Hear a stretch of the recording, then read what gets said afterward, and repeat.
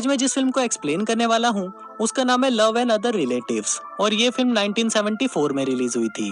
Movie की शुरुआत में हम झोपड़ पप्पू नाम के एक बूढ़े आदमी को देखते हैं जो कि अपनी वाइफ के कुत्ते को बिस्कुट का लालच देकर उसे अपनी बालकनी के नीचे बुलाता है ताकि वो उसके ऊपर गमला गिराकर उसे मार सके। पर वो गमला उस बालकनी से बंधा हुआ होता है, इसलिए वो ऐसा नहीं कर पाता और वो कुत्ता वहाँ से भाग जाता है।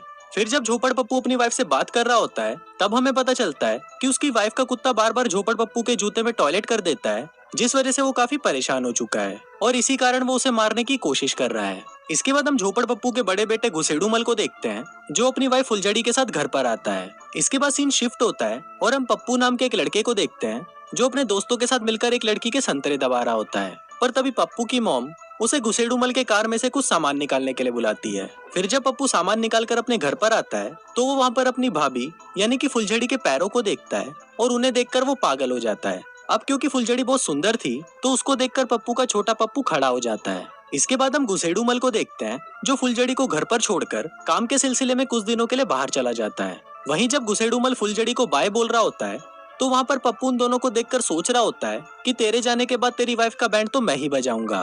फिर अगले दिन पप्पू फुलझड़ी को बीच पर लेकर आता है जहाँ पर फुलझड़ी की खूबसूरती देखकर बीच पर आए सभी आदमियों की हवस जागने लगती है। आगे जब फुलझड़ी बीच पर लेटी हुई होती है तो पप्पू वहीं बैठकर उसे घूरने लगता है और यहाँ पर हम व्यूवर्स को पता चलता है कि पप्पू अब धीरे धीरे अपनी भाभी की तरफ अट्रैक्ट हो रहा है।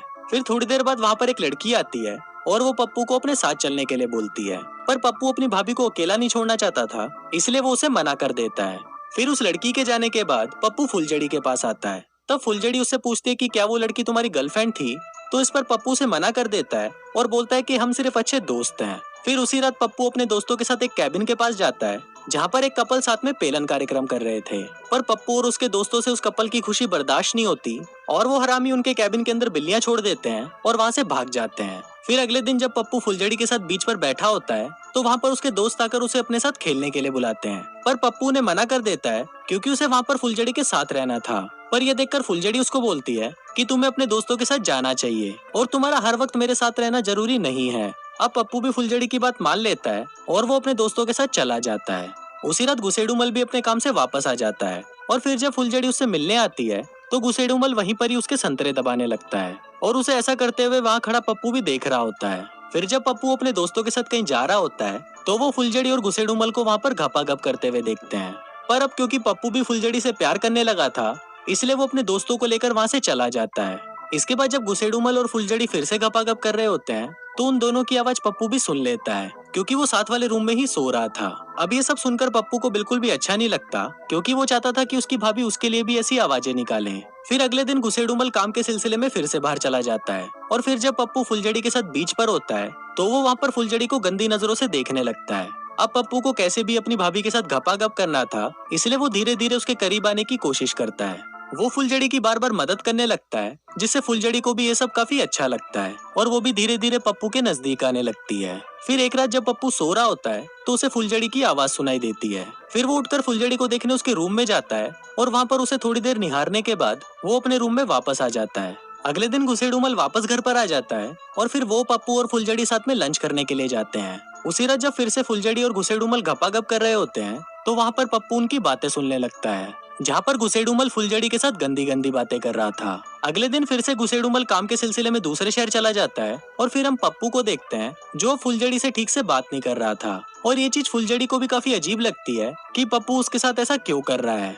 इसके बाद पप्पू अपनी गर्लफ्रेंड के पास जाता है और वो उसके साथ वही सब गंदी बातें करने लगता है जो पिछली रात घुसेड़ूमल फुलझड़ी के साथ कर रहा था।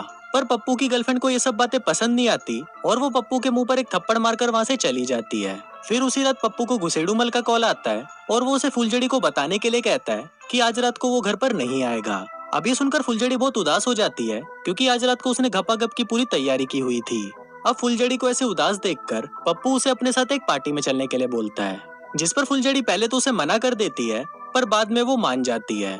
दूसरी तरफ हम घुसेड़ूमल को देखते हैं जो एक दूसरी औरत के साथ डिनर कर रहा था और ये देखकर हम समझ जाते हैं कि घुसेड़ूमल का बाहर अफेयर चल रहा है।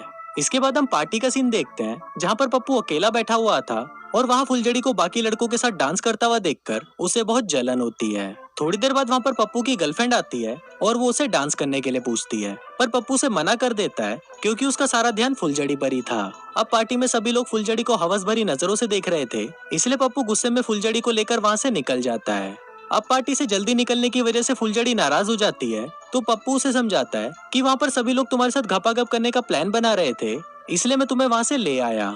अब पप्पू की ये बातें सुनकर फुलझड़ी को बहुत अच्छा लगता है और उसे ये भी पता चल जाता है कि पप्पू उसे पसंद करता है। और फिर इसके बाद फुलझड़ी उसके नजदीक आती है और उसके साथ चुम्मा चाटी करना शुरू कर देती है, पर तभी उसे लगता है कि ये सब गलत है, इसलिए वो वहाँ से भाग जाती है। फिर घर आने पर पप्पू गुसेडुमल को कॉल करके बताता है कि आज उसने उसकी वाइफ को किस किया, लेकिन गुसेडुमल को लगता है कि शायद पप्पू उसके साथ मजाक कर रहा है, इसलिए वो उसे बोलता है कि जा तू उसके साथ घपाघप भी कर ले, और ये बोलकर वो फोन काट देता है। फिर अगले दिन फुलझड़ी पप्पू को बताती है कि उसने पिछली रात बहुत ज्यादा शराब पी ली थी, इसलिए उसे कुछ भी याद नहीं है कि उसने पिछली रात क्या किया। फिर थोड़ी देर बाद जब गुसेडुमल अपने घर पर आता है तो फुलझड़ी अपने कमरे में जोर जोर से चिल्लाने लगती है। दरअसल वो चेक करना चाहती थी कि उसकी आवाज दूसरे कमरे तक पहुंचती है या नहीं, और चेक करने पर उसे पता चलता है कि उसकी आवाज दूसरे कमरे तक नहीं जाती। फिर रात को जब पप्पू फुलझड़ी के साथ डांस कर रहा होता है तो फुलझड़ी उसे बताती है कि मेरे कमरे से कोई भी आवाज तुम्हारे कमरे तक नहीं जाती, और ये चीज मैंने खुद चेक किया है। तो इस पर पप्पू से बोलता है कि अगर तुम ध्यान से सुनोगी तो तुम्हें आवाज सुनाई देगी। इसके बाद पप्पू फुलझड़ी और अपनी गर्लफ्रेंड के साथ एक मूवी देखने के लिए जाता है, जिस दौरान पप्पू फुलझड़ी के मौत के कुएं में अपनी उंगली करने लगता है। अब पहले तो फुलझड़ी उसे रोकने की कोशिश करती है, पर जब पप्पू नहीं रुकता तो फुलझड़ी को भी मजा आने लगता है और वो उसे सब कुछ करने देती है। फिर अगले दिन जब घर पर कोई नहीं होता तो फुलझड़ी पप्पू के कमरे में आती है और वो उससे उसकी एक बुक छीनने लगती है, पर तभी पप्पू फिर से फुलझड़ी की मौत के कुएं में उंगली करने लगता है और फुलझड़ी को भी इससे काफी मजा आने लगता है, और वो दोनों वहीं पर ही घपाघप करना शुरू कर देते हैं। फिर थोड़ी देर बाद वहाँ पर गुसेडुमल आ जाता है, जिसकी आवाज सुनकर फुलझड़ी भागकर बाथरूम में चली जाती है और नहाने का नाटक करने लगती है। फिर उसी रात जब फुलझड़ी और गुसेडुमल घपाघप कर रहे होते हैं